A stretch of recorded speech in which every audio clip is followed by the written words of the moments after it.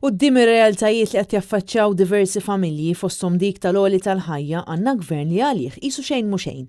Dan kien il-messaġġ li wassal il-Partit Nazzjonalista f'konferenza tal-aħbarijiet indirizzata mill-Viċi Kap David Agius mill-kelliem tal-Oppożizzjoni għall-Agrikoltura, Sajd u n-Negozji Żgħar Edwin Vassallo u mill-kandidata l-elezzjoni ġenerali Francine Farrugia. Il-Viċi Kap tal-Partit Nazzjonalista David Agius qal li l-Oppożizzjoni ilha titkellem għal diversi xhur dwar il-problema tal-għoli tal-ħajja fejn diversi prodotti essenzjali qed jolgħu bżieda li hija waħda sproporzjonata. Iżda quddiem dan kollu l-Gvern ta' Robert Abela mhux qed jagħti każ li jeżisti dan il-pis qawwi fuq il-familji u mhux qed ikas ukoll il-bżonn ta' investiment fil-qasam tal-merkanzija.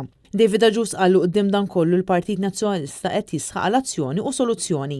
Gvern ġdid Nazzjonalista iwiegħed li jwaqqaf fond nazzjonali ta' miljuni ta' euro sabiex tingħata għajnuna lill-industrija lokali. Dan filwaqt li jwiegħed li jbiddel il-mekkaniżmu tal-kontijiet tad-dawl u l-ilma u jagħti lura il-miljuni li nsterqu. Il-Partit Nazzjonalista mill-Oppożizzjoni qed jippreżenta viżjoni konkreta li jirnexxiela tbiddilha b'investiment fattibbli u vjabbli li jrendi għal pajjiżna u għal poplu tagħna. Filwaqt li l-Gvern Laburista qiegħed jinjora l-problema tal-għoli tal-ħajja, aħna tal-Partit Nazzjonalista nisqu għall-azzjoni u anki għal soluzzjoni. Huwa fakkar kif fil-waqt li tal-qalb qed ikomplu jiffangaw lill-familji Maltin, Gvern Laburista tom biss €75 fil-ġimgħa sabiex ilaħqu mal-għoli tal-ħajja.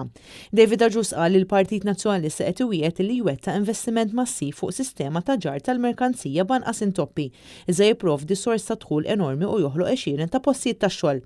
Min-naħa tiegħu id-Deputat Nazzjonalista Edwin Vassallo qal li llum il-ġurnata u l-għoli tal-ħajja hija realtà u problema għal kull min qiegħed fin-negozju u għal kull min huwa bidwi u raħħal. Il-proposti li qed jippreżenta l-Partit Nazzjonalista kapaċi jgħinu lil familji jaffaċċjaw il-problema tal-għoli tal-ħajja, problema li għall-Gvern ta' Robert Abela qisu xejn mhu xejn. Quddiem din il-kriżi tal-għoli tal-ħajja, dan il-Gvern moħħu biss fih innifsu u narawh ma jieħu l-ebda inizjattiva biex b'xi mod jew ieħor irrażżan din it-tip ta' problema u joħloq ftit għajnuna sabiex dil problema ma tibqax tikber kif inhi.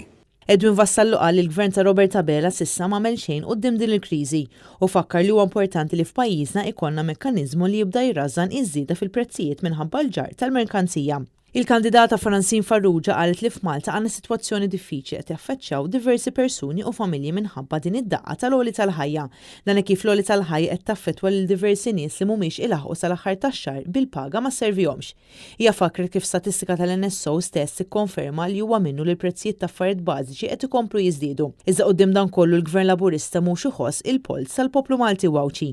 L-għoli tal-ħajja tikompli jiżdied, il-persentaġġi anki mill-istħarriġ tal-Misko huma għolin anki dawk l-istatistiċi li juri l-NSO, allura bekk il-Partit Nazzjonalista se jkompli jaħdem sabiex il-familji Maltin u Għawċin jiġu mejjuna u kif ukoll anki l-istess kona li hija €75 li mhijiex biżejjed tal-familji Maltin u fejn qed naraw li l-istess familji mhumiex ilaħqu sal-aħħar tax-xahar. Marija Franca Lanza, Net News.